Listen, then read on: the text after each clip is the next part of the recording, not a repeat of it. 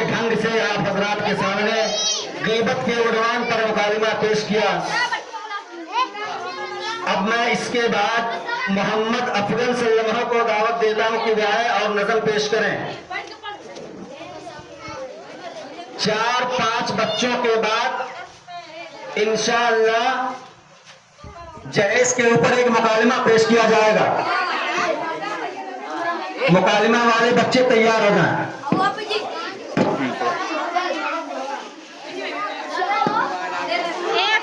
अफिया हट। अस्सलामु अलैकुम व रहमतुल्लाहि व बरकातुहू।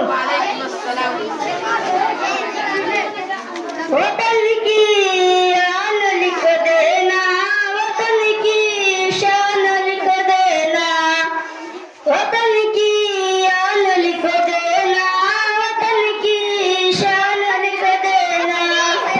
ना हिंदू और ना मुस्लिम, फकत इंसान लिख देना। हिंदू और ना मुस्लिम, फकत इंसान लिख देना।